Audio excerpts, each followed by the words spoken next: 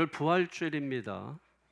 하나님께서 인간의 몸을 입고 이 땅에 오셔서 인간의 모든 죄를 대신 지시고 십자가에 죽은 지 3일 만에 부활하신 날을 기념하면서 지키는 주일을 우리가 부활주일이라고 합니다. 죽음을 이기시고 다시 사신 날이죠. 사망에서 생명으로 부활하신 날입니다.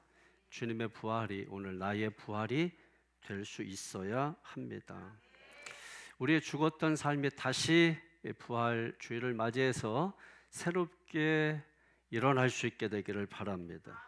지옥 같던 삶이 천국으로 바뀌는 역사가 있기를 바랍니다. 우리가 부활을 매년 부활절 돌아올 때마다 부활에 대한 메시지를 전하고 또 부활에 대한 여러 가지 이야기들을 합니다. 그리고 성경에 나타난 우리 찬양 가운데도 있었지만은 빈무덤 사건이나 천사들이 나타난 것이나 이런 걸 이야기한다고 해가지고 우리가 그 부활에 대해서 그렇구나 하고 이해하고 그것을 받아들일 수 있는 건 아니에요. 그런 일련의 성경에 나타난 사건들을 보더라도 사실 이해할 수 없는 것이죠. 그래서 부활은 이해하는 것이 아니라 믿는 것이다 라고 하는 것입니다. 그러면 친구들을 만났을 때 또 부모님을 소개하잖아요. 이분이 우리 부모님이십니다 이렇게 하고 소개해요. 그러면 소개받은 친구가 그러세요? 이 친구 부모님이시군요. 안녕하세요. 저는 누구입니다 하고 믿는 거죠. 그 부모를 소개받았을 때 이해하고서 받아들이는 게 아니죠. 그 친구를 소개했을 때, 그 부모를 소개했을 때 믿는 거예요. 믿고서 안녕하세요. 그러세요. 그래서 우리는 굳이 누구를 만났을 때 이 부모를 이해시키려고 등초분을 띄어가지고 호적등본 띄어가지고 그리고 낱낱이 설명하고 몇 월 며칠 날 나와서 어떻게 결혼해서 복잡한 이런 것들을 가지고 이해시키려고 하지 않죠. 그럼에도 불구하고 사람들은 뭐예요? 이분이 나의 부모님이십니다. 그러면 누구라도 그걸 믿게 되는 것이죠. 왜 우리가 이 부활 사건을 믿어야만 해결되냐면, 여러분, 우리의 인간의 이성이라고 하는 것은 땅에 속한 것입니다. 우리의 신앙 믿음은 하늘에 속한 것입니다. 그러니까 이 신앙과 이성이라고 하는 것은 지구 반대편에 놓여 있는 것이에요. 그러니 어떻게 이성과 이 신앙이 만나서 대화를 나눌 수 있겠어요? 말도 되지도 않는 것입니다. 그러므로 하늘에 있는 것을 땅이 다 이해할 수가 없어요. 그러므로 부활은 이해하는 것이 아니라 믿는 것이다 라고 하는 것이죠. 우리가 그럼에도 불구하고 이 믿음의 자리에 있다는 거 얼마나 감사합니까? 우리 성경에 있는 내용들이 다 이해돼서 여러분 그런가요? 다른 부활에 대한 그 말씀이 기록된 곳에 보면 아까 찬양 가운데도 있었지만은 예수님 시신에 향유를 바르기 위해서 갔지만은 빈 무덤이어서 낙심하고 있었을 때 천사가 나타나서 기억나게 했죠. 말씀대로 주님이 부활하셨다. 결국은 뭘 보고 믿은 게 아니에요. 빈 무덤 보고 믿은 게 아니에요. 근데 우리는 자꾸 빈 무덤을 가지고 부활을 설명하려고 하니까 여러분 무덤 빈 게 한두 개입니까? 예수님의 부활이 그렇게 해서 설명되어지지 않죠. 거기 현장에 있었던 사람들도 빈 무덤 보고 믿지 않았습니다. 그런데 지금 수천 년이 지나서 빈 무덤 보고 믿어라 하면 누가 부활을 믿겠어요? 근데 중요한 것은 그 마리아가 천사가 한 말씀대로 부활하셨다. 그 말씀을 기억한 거예요. 그래서 그 말씀대로 나아가서 말씀을 증거한 겁니다. 그러니까 결국은 하나님의 말씀을 보고 믿는 거예요. 그러니까 지금 우리가 마찬가지죠.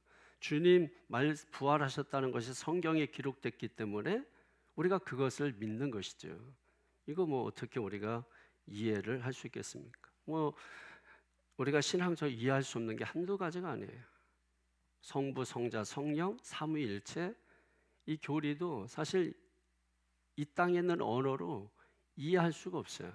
어떻게 설명할 수도 없어요. 그럼 믿는 거예요. 그냥 믿는 거예요. 믿지 않으면 해결이 안 돼요. 이해시키려고 할수록 그게 2단이 돼버리고 3단이 돼버리고 그렇게 되는 것이. 그러니까 믿는 것밖에는 방법이 없다라고 하는 거예요. 자, 그럼에도 불구하고 부활이 주는 은혜가 있잖아요. 절망적이 낙심하고 지옥 같은 삶을 살던 사람이 부활을 꿈꾸지 않아요? 뭔가 새롭게 되는 게 부활 아닌가요? 뭔가 내가 새롭게 도전하고 시도한다면 그게 부활이 아닌가요? 부활의 능력, 그것이 분명히 존재하기 때문에 우리가 부활을 맞이할 때마다 소망을 갖게 되는 것입니다. 자, 오늘 부활주일인데 저는 특별히 부활주일에 관한 메시지를 뽑아서 설교하지 않고 계속 이어서 요한복음 강의하는 것을 그대로 해 나가려고 합니다. 그러다가 성경을 보다 보니까 부활절 말씀하고 너무나 딱 들어맞는 거예요. 야, 이렇게 하나님이 또 예비하시는구나 하면서 제가 무릎을 탁 친 것이 있습니다. 그게 뭘까요? 오늘 말씀 들으면서 그것을 여러분 깨닫게 되기를 바랍니다. 그래서 오늘 말씀 통해서 부활의 신앙을 회복하고 부활 믿음을 회복하고 부활의 말씀 메시지를 여러분 마음 가운데 담을 수 있게 되기를 바랍니다. 자, 오늘 본문은 한눈에 봐도 포도나무 비유죠. 왜 포도나무 비유를 주실까라고 하는 것입니다. 자, 예수님께서 이제 최후의 만찬을 지금 하고 있는 과정이잖아요. 지금 계속해서 요한복음 우리가 보고 있는데 지금 상황이 최후의 만찬, 그러니까 마지막 저녁 식사입니다. 마지막 제자들과 헤어지기 전에 마지막 저녁 식사. 그리고 예수님은 내일이면 십자가에 못 박혀 죽으실 거예요. 그 전날 밤에 제자들과 함께 모여서 식사를 나누고 있는 그런 자리입니다. 예수님께서 얼마나 마음이 좋지 않겠어요. 이제 이 사랑하는 제자들과 헤어져야 된다는 이런 생각, 그리고 이 제자들만 남겨놓고 내가 떠나가야 된다고 하는 이 생각, 그러니까 제자들 걱정이 이만저만이 아닌 거죠. 그런데 그렇게 생각하며 제자들을 바라보니까 그 제자들은 여전히 예수님과 다른 꿈을 꾸고 있는 거예요. 여러분, 우리가 보통 회사 들어가서 막 꿈을 꾸잖아요. 내가 이제 이 회사 들어가서 내가 이 꿈을 펼쳐야지. 다 실패합니다. 회사는 여러분의 것이 아니에요. 그 회사 회장이나 사장 거지 여러분의 꿈을 펼치는 것이 회장 아니고, 꿈을 펼치려면 그 회사 사장이나 회장이 꿈을 펼쳐야 되겠죠. 여러분은 그 사장의 꿈을 위해서 일하는 사람이지 여러분의 꿈을 펼치는 사람이 아니에요. 그래서 사람들이 거기서 실망하는 것이거든요. 우리가 이 사실을 기억하면서 우리 공동체에 우리가 속할 수만 있다면 내 위치, 내 본분, 내가 해야 할 일이 뭔지를 아는데, 교회 오면서도 마찬가지. 이 교회에서 내가 이런 꿈을 펼쳐야지, 내가 이걸 이루어야지. 여러분의 꿈을 펼치는 것이 아니고 교회는 하나님의 꿈을 이루기 위해서 우리가 동역하는 거예요. 협력하는 거예요. 이걸 우리가 알 때 교회가 교회되게 할 수 있고, 회사가 회사되게 할 수 있고, 가정이 가정되게 할 수 있음을 깨닫기를 바랍니다. 제자들은 자기들의 꿈이 있었어요. 예수님을 통해서 한 자리 해야지, 예수님을 통해서 성공해야지, 예수님을 통해서 내가 높이 올라가야지. 근데 아직 그 꿈을 버리지 못하고 있습니다. 예수님이 함께 계시는데도 불구하고 이 모양인데, 예수님이 떠나시고 난 후에 제자들은 어떨까 생각하니까 예수님께서 너무나 마음이 아픈 거예요. 그 와중에 예수님이 누군가 날 팔자가 있다 이렇게 말씀하셨죠. 그러니까 제자들이 뭐예요? 서로가 누구지 하면서 나는 아니겠지 하면서 다른 사람들을 이렇게 바라보고 있단 말이에요. 그때 예수님께서 내가 떡을 주는 자가 바로 그 사람이다. 그리고 그 떡을 누구에게 줬냐면 가룟 유다에게 줬단 말이에요. 가룟 유다가 그 떡을 받아 먹고 그 자리를 박차고 밖에 나가버린 거죠. 그리고 나서 그 길로 예수님을 은 30에 팔아버리고, 그래서 예수님의 겟세마네 동산에서 기도를 마칠 즈음에 로마 군병들이 와서 예수님을 붙잡아가서 십자가에 못 박아 죽이는 것입니다. 예수님의 마음, 그 모든 걸 예수님은 지금 알고 계시잖아요. 근데 아직 제자들은 열매를 맺지 못하고 있습니다. 그래서 오늘 포도나무 비유를 주고 있는 거죠. 여러분, 포도나무 생각하면 나무가 먼저 떠오릅니까? 열매가 먼저 떠오릅니까? 열매가 먼저 떠오르요. 나무가 먼저 떠오르는 사람들은 좀 이상한 거죠, 여러분. 포도나무는 볼품 없습니다. 나뭇가지가 볼품, 기억도 안 나요. 포도나무는 어떻게 생겼는지도. 보통 우리가 무슨 나무 그러면 그 나무가 기억나잖아요. 근데 포도나무 그러면 열매가 기억나지 나무가 기억이 안 나요. 이거는 오직 그냥 땔감으로밖에 쓸 수밖에 없어요. 다른 거로는 제목으로 사용할 수가 없어요. 아주 볼품 없는 나무. 근데 이스라엘 사람들을 일컬어서 구약에 보면 다 포도나무라고 말씀합니다. 포도나무 같은 이스라엘 백성. 오늘 저와 여러분 볼품 없지 않습니까? 볼품 없는 저와 여러분. 근데 오늘 성경 보니까 예수님은 참 포도나무다 이렇게 말씀하세요. 참. 여기 이 참 포도나무라고 하니까 예수님이 진짜 포도나무다 이런 개념으로 참의 반대는 거짓이다. 그러니까 거짓 예수가 있다. 진짜 예수가 있고 이런 식으로 풀어간 다음에 골치 아픈 거죠. 대부분 이 설교를 준비하면서 보니까 많은 메시지가 그렇게 나와요. 예수님이 참 예수님이시고 가짜 예수님이 있다. 여기서 참이라고 하는 개념은 거짓의 반대 개념을 말하는 게 아니고 실체 개념을 말하는 거예요. 실체, 어떤 것의 실체를 말하는 것입니다. 자, 그러면 우리가 한번 지금 들어본 말씀을 떠올려 보면 예수님께서 왜 참 포도나무라고 말씀했나를 알 수 있지 않겠습니까? 여러분, 구약에서 주님께서 포도나무를 심고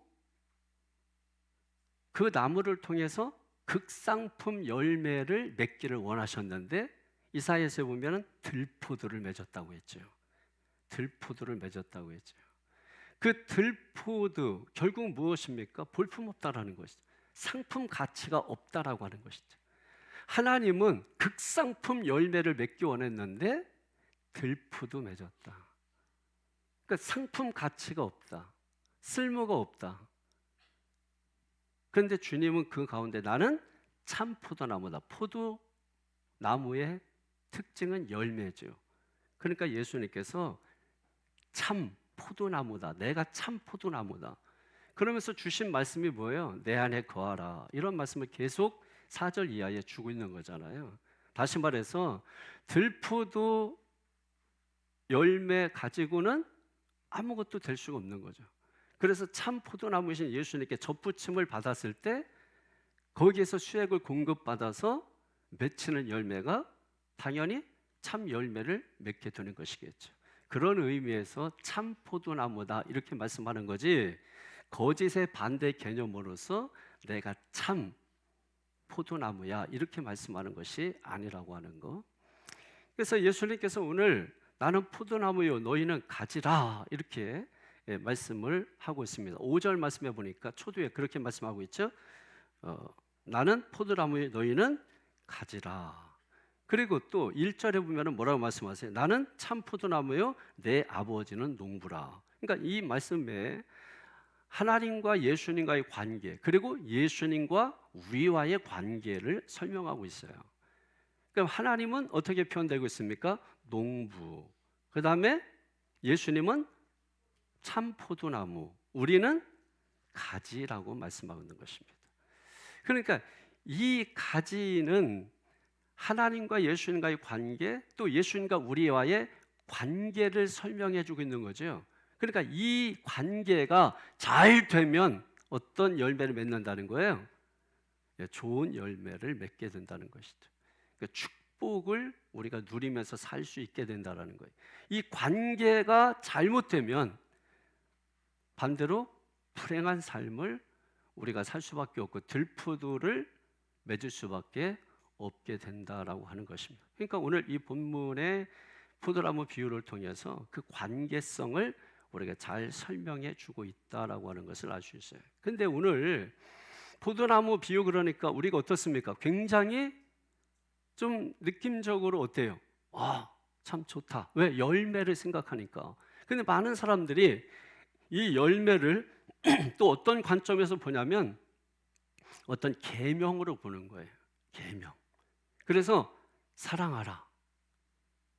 사랑하라는 계명이다. 그래서 우리가 돌이켜 보니까 어때요? 주눅들죠. 왜? 우리는 그렇게 사랑하며 살지를 못했습니다. 그냥 내가 할 만한 사랑만 하면서 살았지 할 수 없는 사랑, 심지어 원수까지 사랑하라고 하는 주님의 말씀에 근처에도 못 가고 조금이라도 나를 서운하게 하거나 내 마음에 상처를 준 사람은 전혀 내가 사랑하면서 산 적이 없거든요. 오히려 미워하면 미워했지. 미움은 살인이라고 했잖아요. 이게 계명이라고 보게 되면 너무나 이 열매라고 하는 이것이 너무나 무거운 거예요. 또 용서하라. 근데 우리가 정말 용서하면서 살았나요? 그 용서도 할 만한 용서만 하면서 산 거죠. 정말 내가 용서할 수 없는 그 사람, 내가 해를 끼치고 내 돈을 떼먹고 나를 못 살게 굴고 내 자녀를 억울하게 만든 그 사람을 내가 용서하면서 살았는가? 돌이켜보면 그런 적이 없어요. 그러니까 사람들이 어떻게 됩니까? 다 주눅이 들 수밖에 없겠죠. 그러면서 겁박을 하죠. 뭡니까? 2절에 있는 것처럼 이런 사람은, 이런 열매 맺는 사람은 다 하나님이 쳐버리시고 제거해버리시고 이렇게 말씀을 가지고 겁박을 하는 것입니다. 과연 여기에서 말씀하는 열매가 지금 말씀하는 계명일까라고 하는 것입니다. 여러분, 열매는 우리가 어떤 때 열매를 말할 수 있겠습니까? 열매 그러면 여러분 기분이 어때요? 좋지 않습니까? 풍성하고 그 뭔가 여유롭고 뭔가 삶이 윤택하고 우리가 그런 것들을 생각하지 않겠습니까? 예, 마찬가지입니다. 예수님 당시에 뭐 열매 보고 울겠어요? 열매 보고서 우리가 나쁜 것을 다른 것을 생각할 수 있겠습니까? 열매 보고 기뻐하시는 거예요. 나무 보고 좋은 거예요. 근데 그 가운데 열매가 있습니다. 더 풍성하고 더 좋을 수밖에 없는 것이죠. 그러니까 이스라엘 백성들에게 있어서 포도나무나 포도 열매는 풍성함을 상징하는 것입니다. 풍요로움을 상징하는 것입니다. 그렇다면 우리의 삶이 정말 윤택하고 풍요롭고 향기나고 천국과 같은 정말 한마디로 말해서 살맛 나는 그런 인생을 살고 있느냐는 거예요. 여러분 물어보겠습니다. 정말 여러분 정말 내가 세상 인생 살아가는데 정말 살맛 나는 인생을 살아갑니까? 예? 자신 없으시죠? 왜? 다 우리는 그렇게 살고 있거든요. 너나 할 것 없이 믿음으로 우리가 뭐 아멘 할 수 있다고 하지만 실제적으로 우리가 살아가면서 돌이켜보면은 웃으면서 사는 날보다 울면서 찡그리면서 가슴 조아리면서 걱정하면서 염려하면서 살아갈 때가 더 많거든요. 그런데 이걸 계명으로 해버리면 염려하지 마라 근심하지 마라 했는데 평생 근심 걱정 염려하면서 사는 우리들인데 과연 천국 가겠습니까? 그래서 하나님이 다 제거해버리시고 다 찍어버리시고 다 쳐내버리시고 이렇게 말씀하신다면 그럼 어떻겠습니까? 그래서 2절 말씀에 여러분 들여다보면 어떤 말씀이 있나? 2절에 보니까 중간 정도 보면은 그것을 제거해 버리시고 쳐낸다는 거예요. 그리고 6절을 한번 보십시오. 6절에 시작. 사람이 내 안에 거하지 아니하면 가지처럼 밖에 버려서 마르나니 사람들이 그것을 모아다가 불에 던져 사르느니라. 아멘. 자, 제거해 버리시고 그것도 부족해서 한 곳에 다 묶어서 모아다가 불에 던져 불살라 버린다. 열매를 맺지 못하면 다 불살라 버린다. 열매는 나무가 맺는 게 아니죠. 열매는 가지가 맺는 것입니다. 근데 그 가지를 쳐내는 분이 예수님이 아니고 농부이신 하나님 아버지시죠. 근데 그 하나님이 누구세요? 사랑의 하나님 아니십니까? 그런데 그 사랑의 하나님이 열매 맺지 못했다고 그것을 당장에 가지쳐 버린다고요? 쳐내 버린다고요? 찍어 버린다고요? 불에 살라 버린다고요? 지금 예수님께서 이 말씀을 전하시는 그 현장이 이제 예수님 바로 제자들과 헤어지기 바로 전날 밤입니다. 그 제자들 앉혀놓고 너희들 열매 맺지 못하면 다 쳐내버릴 거야. 겁박 주고 계시다고 생각을 하시나요? 그래서 제거해 버리신다. 그러니까 정신 차려라. 열매 맺지 못하면, 여러분 자식이 한두 번 잘못했다고 부모가 그 자식 쳐버리면, 쳐내버리면 과연 자식하고 함께 살 수 있는 부모가 있을까요?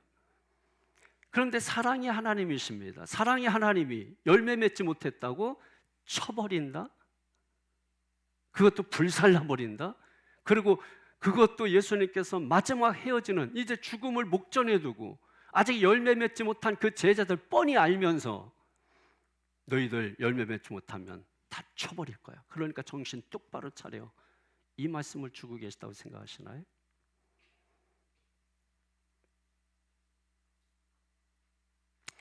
오늘 이렇게 사람들이 오해하는 것은 바로 2절에 제거해버리시고 라고 하는 이 말씀 때문에 그렇습니다. 이 제거해버린다라고 하는 이 말은 두 가지 의미가 있어요. 하나는 뭐냐면 커트라는 개념이 있어요. 커트라는 개념. 그러니까 잘라버리신다는 개념. 오늘 본문에 나와 있는 번역된 그 말 그대로입니다. 커트해버리신다, 잘라버리신다는 개념이에요. 그런데 또 하나의 개념은 뭐냐면 리프트업이라는 개념이 있어요. 들어 올려서 옮기신다라는 의미가 있습니다. 그러니까 지금 여기에서 말씀하는 이 개념은 두 가지 개념을 다 가지고 있어요. 하나는 뭐예요? 커트, 잘라버린다는 거예요. 또 하나는 뭐예요? 들어서 올린다는 개념이 있어요. 그러면 어떤 때 커트 개념이고 어떤 때 리프트업 개념이냐는 거예요. 자, 여러분, 가지라고 해서 다 같은 가지가 아니죠. 가지 중에는 뭡니까? 나무에 붙어 있고 잎만 무성한 가지가 있고 또 어떤 가지는 붙어 있는데 열매가 없는 가지도 있죠. 또 붙어 있어서 열매를 맺는 가지도 있을 것입니다. 자, 문제는 뭐냐면 가룟 유다와 같은 가지죠. 예수님께서 제자들과 함께 있을 때 떡을 떼서 가룟 유다에게 주었습니다. 아, 예수님 너무하신다. 그 많은 사람들 중에서 어떻게 가룟 유다를 주목해서 가룟 유다에게 떡을 줄 수가 있지? 여러분, 그것은 예수님께서 가룟 유다에게 지금 은혜를 베풀고 계시는 것입니다. 예수님이 이렇게 말씀하시는 것이죠. 가룟 유다야, 나는 알아. 네가 나를 팔자라는 것을 나는 알아. 그리고 가룟 유다에게 떡을 주는 거예요. 그랬을 때 제대로 된 인간이라면, 제대로 된 사람이라면 어떻게 됩니까? 그 자리에서 통곡하고 울면서 주님, 제가 그런 놈인 줄 알면서, 제가 볼품없는 그런 인간인 줄 알면서 저희의 발을 씻어주시고 음식을 함께 나눠주셨다고요. 주님, 그 자리에서 용서를 빌고 통곡해야 맞지 않습니까? 그런데 그 자리를 박차고 일어나서 나가서 예수님을 은30에 팔아버렸어요. 가룟 유다는 스스로 잘라져 나간 가지입니다. 스스로 떨어져 나간 가지예요. 이미 나무에서 떨어져 나간 가지입니다. 그래서 그런 가지는 어떻게 됩니까? 한 대 모아서 불로 태워버리는 거 당연한 거죠. 그러니까 가룟 유다와 같은 그런 잘려나간 가지는 어떻게 한다고요? 커트, 제거해버리시고. 이해가 되십니까? 그런데 인생 사는 게 고통스럽습니다. 아픕니다. 걱정과 염려, 시험거리가 끊임없이 찾아옵니다. 그럼에도 불구하고 예수님 앞에서 지금 이 말씀, 주고 계시는 이 말씀을 예수님 발 앞에서 계속 듣고 있는 다른 제자들, 가룟 유다는 그 제자들 가운데서 박차고 나갔습니다. 그런데 다른 제자들은 아직 똑같이 가룟 유다나 다른 제자들도 열매는 없습니다. 그런데 가룟 유다는 박차고 나갔고 다른 제자들은 여전히 열매는 없지만 그 자리에 앉아서 예수님 앞에서 지금 주시는 이 말씀을 붙들고 있는 겁니다. 자, 그런 가지를 그래서 어떻게든지 말씀 들으면서 아직 열매는 없지만 열매 맺으려고 나름대로 계속 주님 붙들고 있는 그 다른 제자들, 하나님께서 사랑의 하나님이신데 쳐버리신다고요? 아니죠. 그런 의미가 아니죠. 이때는 뭡니까? 리프트, 들어 올려준다는 거예요. 그렇게 하시는 이유가 뭐라고 했습니까? 2절 하반절에 보니까 깨끗하게 하기 위해서, 다시 자라서 깨끗하게 자랄 수 있도록 하기 위해서 들어 올려주신다는 거예요. 자, 그러면 리프트 들어 올려주신다는 이 개념이 무엇인가를 우리가 알아야 되겠죠. 여러분, 우리나라에서 여러분 포도 재배 우리 가까우니까 대부도 이쪽 또 뭐예요? 송산. 우리나라 제일 좋은 포도 아니에요? 여러분 보시지만은 보면은 다 구조물들이 있잖아요. 철사 이렇게 전부 얽히고 설키고 해놔가지고 구조물을 세워가지고 그 위에다가 다 포도나무 가지들 어떻게 됐어요? 다 올려놓잖아요. 다 올려놓고. 자, 그런데 예수님 시대를 한번 돌아가 보십시다. 그때 무슨 뭐 철사가 있고 그때 무슨 구조물이 있어요. 그러니까 그때는 그냥 한마디로 원시적이고 그냥 자연적인 농사법을 가지고 지은 거죠. 그러니까 나무가 포도나무 특성이 다 바닥으로 떨어지는 거예요. 그러니까 팔레스타인 지역은 모래죠. 그러니까 포도나무가 떨어지면 바닥으로 다 눕혀지게 되겠죠. 그럼 어떻게 되겠습니까? 비가 오면은 습해요. 습한데 땅속에 묻혀 있습니다. 그 열매들이 어떻게 될까요? 썩어버리겠죠. 팔 수 있습니까? 아니, 먹을 수 있습니까? 먹지 못하죠. 자, 그러면 비가 오지 않습니다. 그러면 어떨까요? 메마르죠. 건조하죠. 건조하면 어떻게 될까요? 뺏상? 말라버리겠죠. 먹을 수 있을까요? 팔 수 있을까요? 먹을 수 없죠.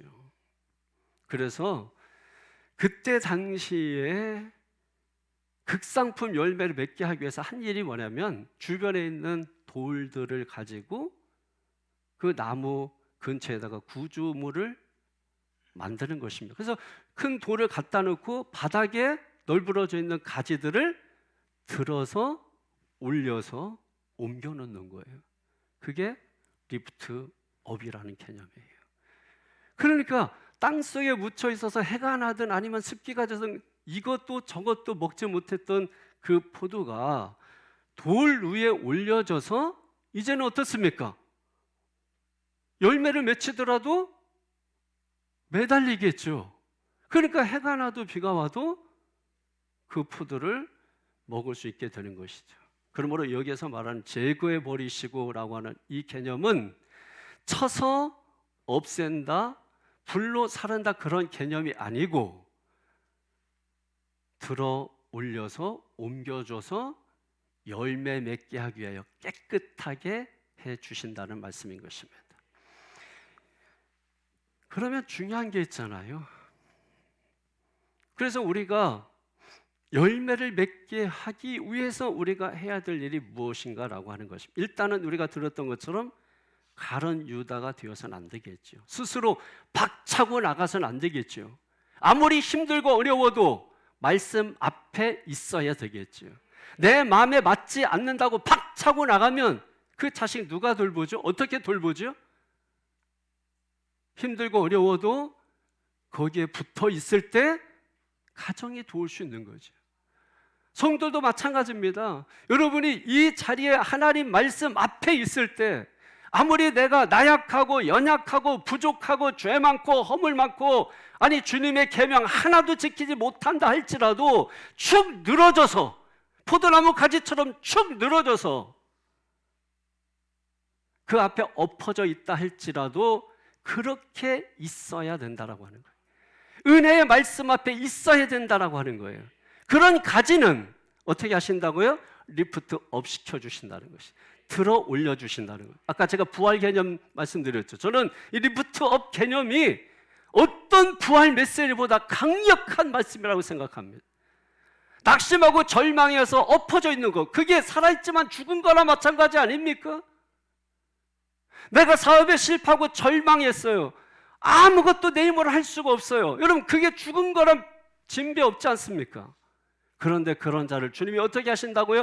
그럼에도 불구하고 말씀 앞에 있으면, 예수님 앞에 있으면 주님이 때가 되면 들어 올려주신다. 그게 부활 아닐까요? 그게 부활 메시지 아닐까요? 그게 부활의 생명 아닐까요, 여러분? 그래서 주님께서 우리에게 오늘 말씀을 주시는 거예요. 4절에서 6절 같이 한번 다 읽어보겠습니다. 4절에서 6절까지 시작. 내 안에 거하라. 나도 너희 안에 거하리라. 가지가 포도나무에 붙어있지 않으면 스스로 열매를 맺을 수 없음 같이 너희도 내 안에 있지 않으면 그러하리라. 나는 포도나무여 너희는 가지라. 그가 내 안에 내가 그 안에 거하면 사람이 열매를 많이 맺나니 나를 떠나서는 너희가 아무것도 할 수 없음이라. 사람이 내 안에 거하지 아니하면 가지처럼 밖에 버려져 마르나니 사람들이 그것을 모아다가 불에 던져 사르느니라. 7절 시작. 너희가 내 안에 거하고 내 말이 너희 안에 거하면 무엇이든지 원하는 대로 구하라. 그러면 이루리라. 아멘. 할렐루야. 어떻게 할 때? 7절 백지수표를 주신다고요? 주님 안에 거할 때, 주님 안에 거할 때, 그러면 백지수표를 주신다고. 7절의 말씀이 백지수표예요. 너희가 내 안에 거하고 내 말이 너희 안에 거하면. 믿습니까? 여기 주님 안에 거한다는 개념이 뭐예요? 주님께 붙어있는 개념이에요. 주님께 붙어있으라는 거예요. 주님께 붙어있기만 하면 저절로 열매를 맺는다. 여러분, 가지가 하는 일이 뭐죠? 나무에 붙어있기만 하면 되는 겁니다. 여러분, 실제로 우리가 사실 주님의 일을 한다고 하지만 우리가 애써서 하는 게 뭐예요? 그냥 원줄기인 주님께 붙어있기를 위해서 애쓰는 거 아닙니까? 붙어있기 위해서 예배하는 거 아닙니까? 붙어있기 위해서 기도하는 거 아닙니까? 붙어있기 위해서 우리가 애쓰는 거지. 우리가 하는 그 일을 통해서 뭐 하면 얼마나 뭐 영광을 받겠어요. 우리가 힘쓰고 애쓰는 거 다른 거를 예수는 떠나지 아니하고 지구 반대편에 서지 아니하고 예수님께 낙차를 줄여서 어떻게 하면 예수님과 간격을 좁히고 예수님과 멀어지지 않으려고 안간힘을 쓰는 거 아닌가요? 그래서 우리가 특세도 하고 고난주간도 보내기도 하고 우리가 절기도 지키기도 하고 그게 다 다른 거 아니에요. 예수님께 붙어 있으려고. 근데 자꾸 생각이, 사상이 자꾸 예수님 밖으로 벗어나려고 하니까, 그러니까 지도자가 필요한 거 아닙니까? 지서되는 거죠. 개처럼 지서서 네 자리로 돌아가라고 하는 거죠. 네 생각이 엉뚱한 데로 가고 있으니까 네 자리로 돌아가라. 네 사상이 세상 사상과 지금 동일하니 그 사상 버리고 오직 하나님께로 돌아가라. 그거 하는 거 아니에요. 여러분, 우리가 거한다라고 하는 개념은 또 뭘까요? 거하는 게 그냥 같이 밥 먹고 식사하고 차 마시고 그거면 거하는 것일까? 아니죠, 여러분. 여기서 거한다라고 하는 이 개념은 우리가 함께 있으면서 정말 진짜로 생명을 나누고, 그리고 그 가운데 우리의 삶을 나누며 그분이 걸어가는 그 길을 나도 함께 걸어가며, 그게 여러분 거하는 개념이에요. 그냥 좋으니까 그냥 좋은 사람끼리 그냥 밥 먹고 마시고, 여러분 그거에 거하는 게 아니에요. 그 가운데서 우리가 진짜 생명을 나눌 수 있어야 됩니다. 그 가운데 진짜 말씀을 나눌 수 있어야 됩니다. 여러분 그게 거하는 것이에요. 어제 총남성교회 모여서 기도회를 하더라고요. 근데 기도 소리가 막 성전을 울리고, 그리고 서재에 있는데 그냥 기도실도 많은데 예배당도 이쪽도 있고 한데 꼭 서재 옆에서 그렇게 막 이거 치면서 막 기도해가지고. 근데 여러분 저도 그 기도 모임 가운데는 없었지만은 밖에 있었지만은 그럼에도 불구하고 뭐예요? 참 함께 거하고 있구나라고 하는 강한 느낌. 그게 바로 영적인 교제라고요, 여러분. 우리가 꼭 만나서 뭘 어떻게 해야 되는 게 아니에요. 함께 기도하니까 같은 동일한 기도 제목을 놓고, 여러분 모든 600만 명의 개신교인들이 하나님의 뜻 한 가지를 놓고 동시다발적으로 기도하면 여러분 놀라운 역사가 일어납니다. 그런데 각자마다 자기의 뜻, 아까 말씀드렸잖아요. 회사 가서 내 꿈을 펼치겠다고 돼요? 그게? 그 꿈이 과감히 무산되고 무너져 버리죠. 그러니까 교회도 마찬가지로 전부 각자마다 자기의 꿈들을 꾸고, 그리고 자기의 비전, 목회 무슨 이런 거 해놓으면서 또 꼭 그 속에서 성도들 각자마다 성공을 꿈꾸고 제자들처럼 높은 자리에 올라가려고 서로 다투고. 그런데 여러분 역사가 일어나지 않는 거예요. 하나님이 능력이 없어서가 아니죠. 응답이 없어서가 아니죠, 여러분. 사람 마음 가운데 그 소욕이죠. 그게 우상이에요, 우상. 그 우상이 뭐예요? 우리 마음 중심을 잡고 있는 그게 우상이에요. 우리의 마음 중심 잡고 있는 게 뭡니까? 그래서 이스라엘 백성들이 하나님과 멀어지니까 우상을 숭배했는데, 그 우상이 대표적으로 바알과 아세라죠. 바알은 농경신이고 아세라는 푸뉴와 다산의 신이에요. 그래서 이 두 신이 만나서 결합하는 날 농사가 잘 되고 축복을 받는다 해서 이스라엘 백성들이 하나님을 믿으면서도 불구하고 가나안 신과 연합을 했단 말이에요. 그게 바로 인간의 마음 중심을 잡고 있는 우상이란 말이에요. 인간은 뭘 꿈꾸고 있다? 지금도 풍요와 부자와 성공과 출세와 이런 것들이 마음 중심을 잡고 있다고 하는 것이죠. 인간의 소욕이에요. 그 소욕으로 무엇을 한다고 한들 하나님이 영광 받으시겠어요, 여러분? 그 들포도죠. 그 들포도를 가지고 뭘 어떻게 해서 아무것도 할 수가 있는 게 없죠. 우리가 포도 열매를 통해서 보면은 참 좋다. 거기에 단내도 나고 향긋하기도 하고 먹은직스럽기도 하고, 그리고 거기서 대표적으로 포도주가 나오잖아요. 포도주. 그 포도주가 우리에게 주는 게 뭐예요? 기쁨이잖아요, 기쁨. 포도송이가 주는 게 뭐예요? 풍요로움이잖아요. 우리가 살아가는 것이 꼭 뭘 소유해야만 풍요로움이고 뭘 소유해야만 기쁨인가요? 그러면 우리나라가 가난할 때는 전혀 기쁨이 없었네? 저희들 어렸을 때 먹을 거 없었지만, 갈 곳이 없었지만, 놀 것이 없었지만, 한겨울에도 뻘거벗고 얼음판 위에서 팽이 돌렸지만 그냥 기뻤어요. 그냥 즐거웠어요. 지금은 가질 것 다 갖고 왔는데 아이들 인상 보세요. 자녀들 여러분 인상 보세요. 아니 자녀들 뭐라고 하는 게 아니라 그게 우리의 모습이라는 말이에요. 그게 우리의 현재 살아가고 있는 삶의 모습. 여러분은 안 그런가? 어른들은 안 그런가요? 왜 이렇게 인상 쓰고 계신가요? 저는 왜 이렇게 성질 부리고 있나요? 다 들포도예요. 그러니까 참 포도나무이신 예수님께 붙어 있으라는 거죠, 여러분. 붙어 있기만 하면 때가 되면 열매를 맺게 한다. 때가 되면 들어 올려서 깨끗하게 해서, 비가 오면 그동안 썩었는데 이제는 대롱대롱 매달려 있으니까 비가 오면 먼지가 묻잖아요. 광야니까 씻겨져서 깨끗하게 돼서 극상품 포도 열매를 맺게 된다. 그러므로 너희는 내 안에 거하라. 내게 붙어있기만 하라.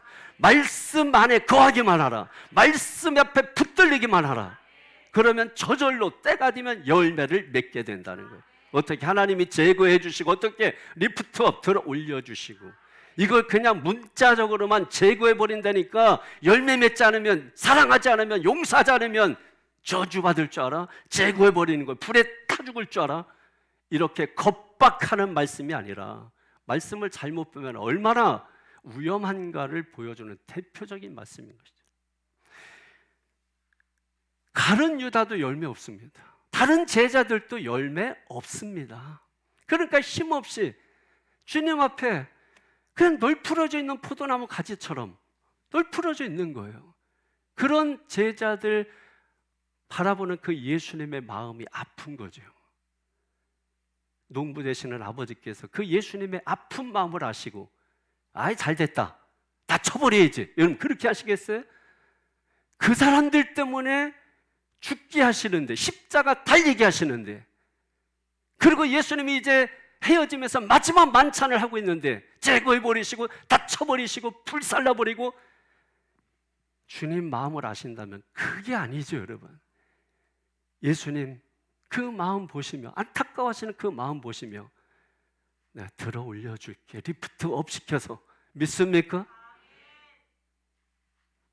그래서 여러분, 예수님 부활하시고 40일 지나서 붙어 있었더니, 붙어 있으면서 뭐 했어요? 열심히 모여서 120명 성도가 기도했잖아요.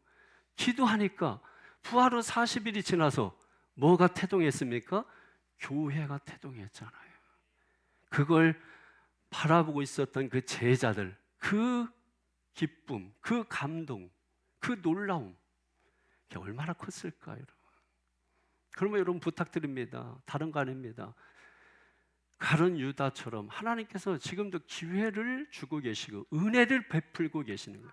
우리가 지금 말씀을 듣고 있는 이 자체가 여러분을 책망하고, 예수님께서 가룟 유다에게 바로 넣어야 하고서 그 떡을 떼서 가룟 유다에게 창피를 주려고, 모욕감을 주려고 준 것이 아니라, 여러분을 책망하는 것은 모욕감을 주기 위한 것이 아니라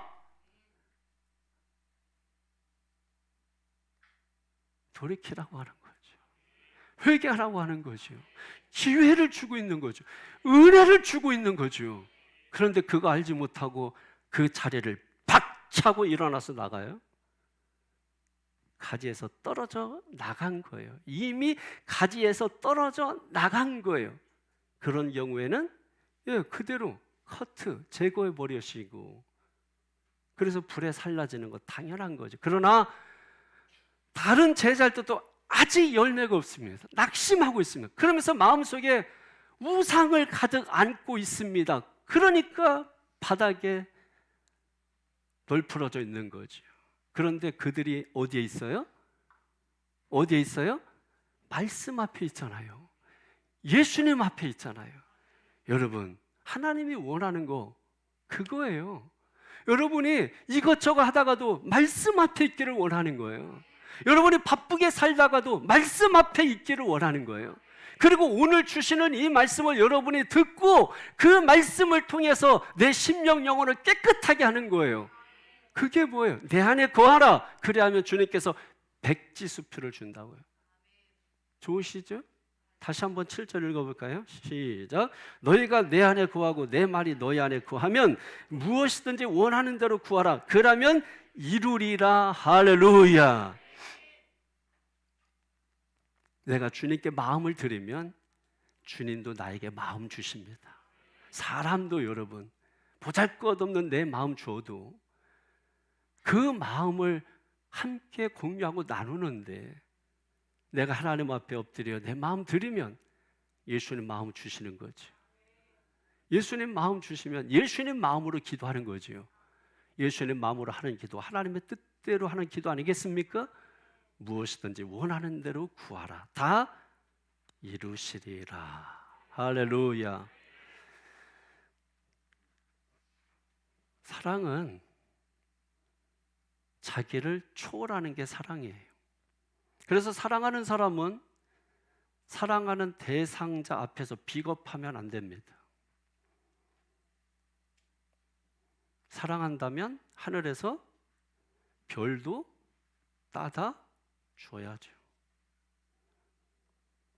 공감 안 하시나요? 공감 안 하시네요. 저는 이거 얘기하면 막 눈물 쏟을 줄 알았는데. 여러분, 옛날에 하늘에서 별도 따다 줄 수 있어? 나 사랑하면 별을 따다 줄 수 있어? 그럼 뭐라고 말해요? 사랑하는 사람이 그건 못해. 여러분, 그렇게 말하나요? 아니잖아요. 사랑은 자기를 추월하는 겁니다. 자기를 추월해서 사랑할 수 있어요. 우리 주님은 말로만이 아니라 자신을 추월하셔서 우리를 사랑하셨습니다. 그리고 십자가에 죽으셨는데 3일 만에 주님이 리프트업 들어 올려주신 것입니다. 죽음에서 생명으로 들어 올려주신 것입니다. 그것이 누구를 위하여? 바로 그 예수 참 포도나무이신 예수님께 붙어있는 가지를 위하여 지금 하나님께서 앞서서 그 일을 하고 계시다.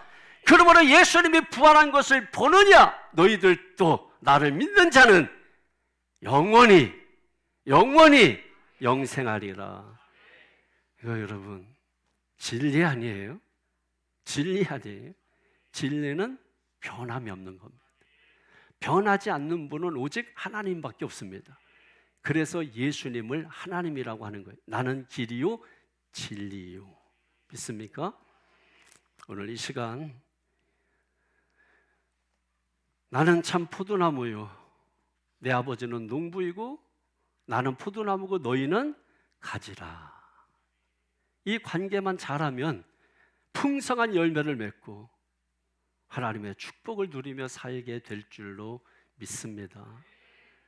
그러나 살다가 비록 우리가 열매 맺지 못하고 낙심하고 절망하고 시험 들고 병 들고 그럼에도 불구하고 내가 그 자리를 박차고 나가는 것이 아니라 여전히 주님 앞에 엎드려서 내가 고개를 들 수 있는 힘도 없지만 여전히 말씀 앞에 내 마음에 의심으로 가득 차 있지만 내 마음 가운데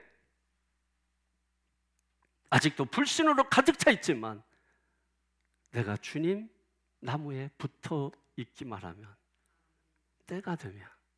때가 되면 하나님께서 리프트업 시켜주시고 들어 올려주시고 지금은 이 인간이 왜 이러지? 그러지만 그 인간이 나중에 사람이 될 줄 누가 알겠어요?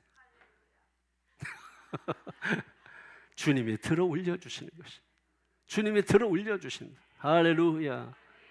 이게 부활의 메시지예요. 부활의 은총이에요. 부활의 생명이에요. 부활의 기쁨이 저 여러분 가운데 충만하기를 예수 이름으로 축원합니다. 우리 부활 인사 다시 한 번만 나눠볼까요? 예수님 부활하셨습니다. 참 부활하셨습니다. 기도하겠습니다. 거룩하신 아버지 하나님 감사합니다. 오늘 시간 부활절을 맞이해서 우리가 하나님 앞에 말씀으로 기쁨을 나누고 은혜를 함께 나누고 있습니다. 부활주일에 정말 우리가 돌아봐야 될 것은 주님이 부활하신 것도 중요하지만 그 부활하신 주님 곁에 내가 붙어 있는가? 내가 주님 말씀 앞에 내가 엎드려져 있는가? 내가 서 있는 위치가 지금 어디인가?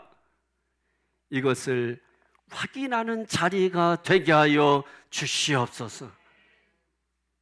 내가 비록 연약해서 넘어져 있다 할지라도 주님은 그와 같은 나를 리프트업 시키시고 들어 올려주시고 그걸 먼저 죽음에서 들어 올려주신 예수님을 모범으로 해서 너희도 이와 같이 들어 올려줄 거야. 지옥 같은 맛을 보고 산다 할지라도 천국의 맛을 보게 하신다는 것입니다. 절망과 낙심의 자리에서 소망을 보게 하신다는 것입니다. 사망의 자리에서 승리를 경험하게 하신다는 것입니다. 이 은혜를 오늘 이 시간 마음껏 누리도록 역사에 주옵소서. 축복하며 예수님의 이름으로 기도하옵나이다. 아멘.